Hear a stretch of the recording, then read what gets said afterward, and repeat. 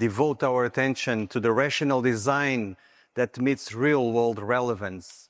And we will be touching upon a very interesting data that we have now about pegunigalsidase. I would like also to thank Chiesi for this opportunity here to be present in this meeting and also to be a chair of this meeting.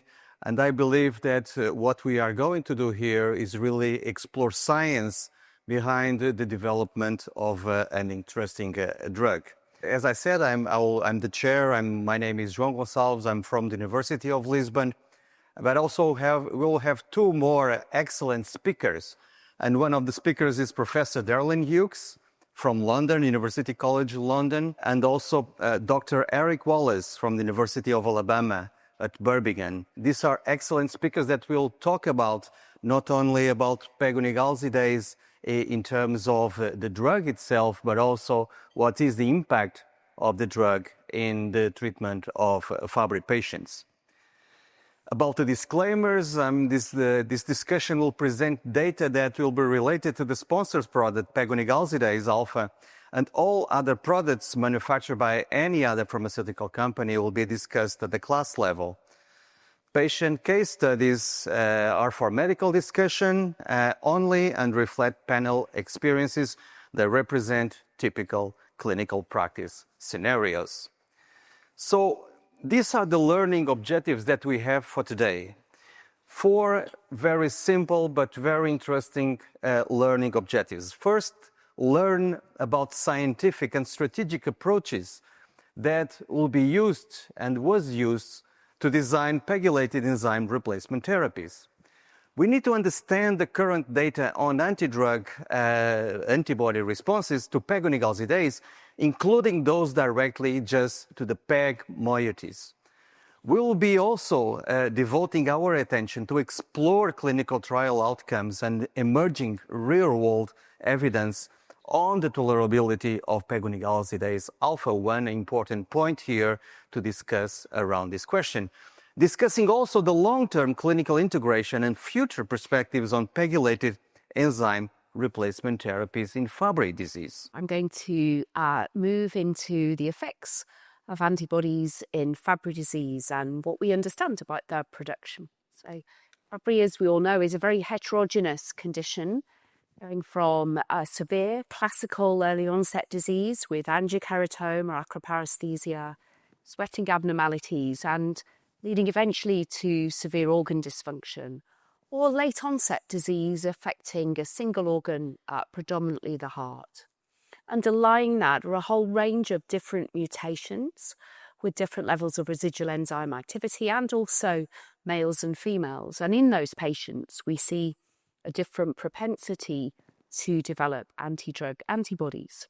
So anti-drug antibodies, when measured, are typically IgG. However, we know that there are different isotypes and different subclasses, some of which are easier to detect in different assays than others. IgG is generally relevant to neutralization and opsonization. That's the process by which typically antigens are coated in antibody to enable phagocytosis. IgM is also important for opsonization, often being the first isotype to be produced during an immune response. IgA is secreted by from mucosal tissues, and that forms dimers and is part of the mucosal immune system. And IgG expressed on mature and naive B cells, but its role not completely understood. IgE, of course, being involved in an allergy. Antibodies from those subclasses can be either non-neutralizing or neutralizing ADAs.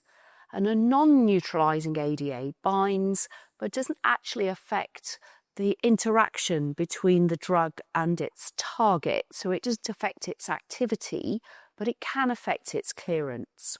On the other hand, a neutralizing antibody will affect that interaction between the drug and its target, thereby affecting its activity, and it can also affect its clearance.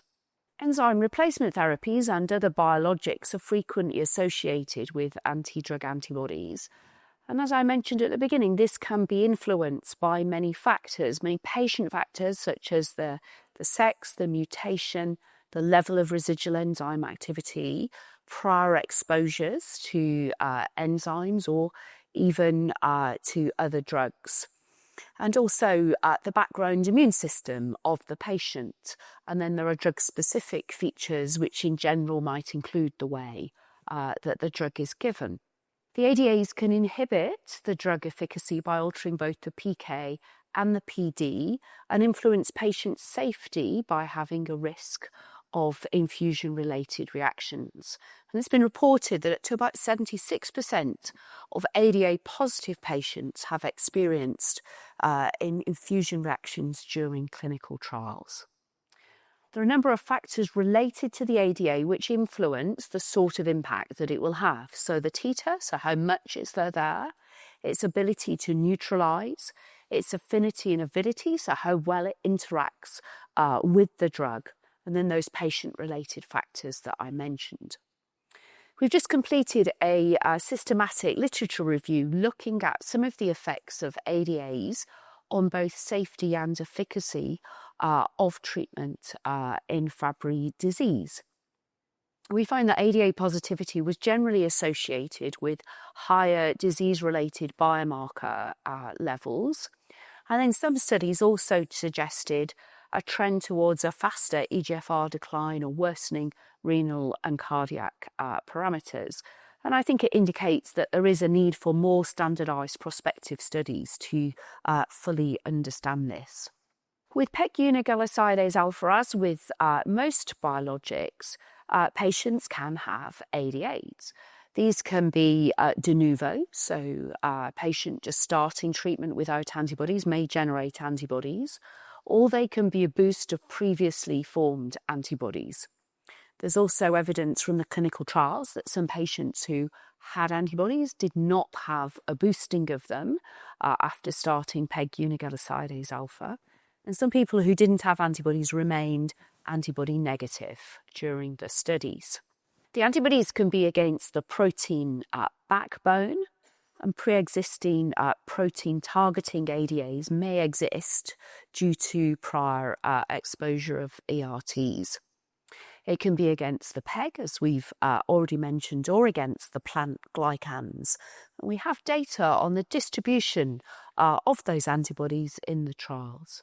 As was mentioned in the previous talk, there is potential for the PEG to actually mask epitopes, and that might result in a decreased formation of de novo antibodies or a lower affinity of pre-existing ADAs. So those immunogenic peptides might be masked, and that might mean that there is a potential for people to have less immune response. So during the clinical trials, the incidence of anti-PEG ADAs to the PEG associated with pegunigalsidase alpha was low.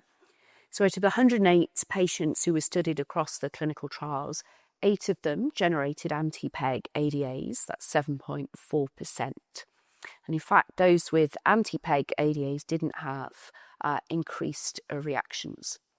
And there might be a number of reasons why this particular type of pegylation may not have contributed to more immunogenicity, why it might have led to decreased immunogenicity, and that's the lower molecular weight, the lack of a terminal methoxy group, and in fact the low length of the PEG chain. But we should always be careful because there can be hypersensitivity, and this has been recorded. So as with all patients, we need to monitor for hypersensitivity reactions. And in this case, particularly take note of any prior hypersensitivity reactions that might have been attributed to PEG.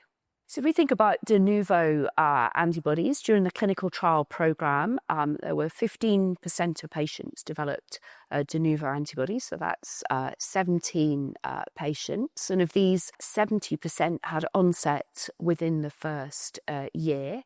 Most of them were low in titer. Neutralising antibodies were detected in only less than 25% of the patients who had de novo ADAs. About 2/3 of those were to the enzyme backbone, a third of them were anti-PEG, and a quarter had anti-plant glycan activity. Patients who had pre-existing ADAs, the incidence was 25%. And of those, 87% of patients with treatment boosted, so that means the ADAs increased over time, had medium or high titers. And of the ones who weren't boosted, most of these shifted to a lower titer over time. And in this case, neutralizing antibodies were detected in more than 90% of the patients who had pre-existing ADAs. 100% of these were against the enzyme backbone, and that's what you might expect because they were pre-existing. About 11% had anti-PEG activity and 7% had anti-plant glycan activity.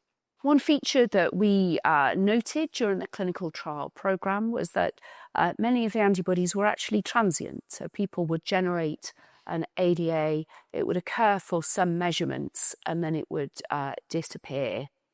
So of all the patients who were ADA positive at any time, 30% had transient ADAs. So that means they disappeared later on in the series of measurements. And most of the anti-PEG and anti-plant glycan ADAs were transient. What was the effect of pre-existing ADAs on the pharmacokinetics? So we have some data from multi-lenders and who looked at the characterization of the effects of pre-existing ADAs on pegunigal, and that included neutralizing antibodies. So what they saw was that, in fact, the area under the curve remained high despite some effect on the PK, and that's because of the persistence, the long half-life of the antibody in the circulation. But in fact, the anti-PEG antibodies appeared to have no effect on the PK. This is a patient case study, in fact, 2 patients, just to illustrate some of the impact.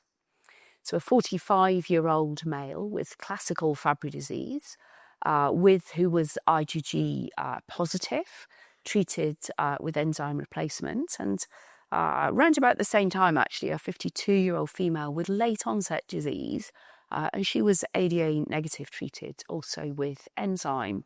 Now, what happened is that despite being male and female differences in the ADA positivity, they both developed infusion reactions, and this prevented them from having their infusions, particularly prevented them from having home infusions, which is common in the UK.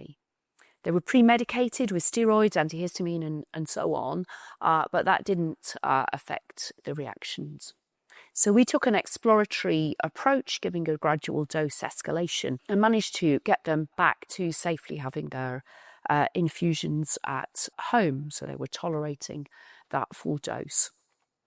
So I think this illustrates that infusion reactions can be important for patients. They can occur in males and females, and they can occur even when patients don't have neutralizing antibodies.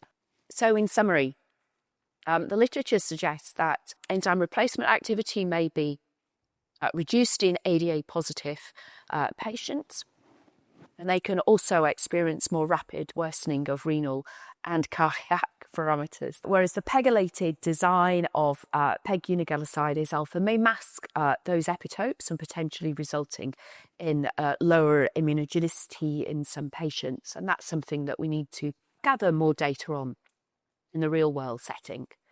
So we hope that future studies might enable us to gather more information on the impact of ADAs, and we should think about the fact that de novo ADAs may have different characteristics and clinical implications, particularly in this setting. So we need to gather more information and track what happens to those patients and over time. And currently, finally, there's no evidence to indicate that there's a negative impact on the PK of the anti-PEG antibodies. And of course, always caution about anaphylactic reactions or monitoring for hypersensitivity reactions with our patients.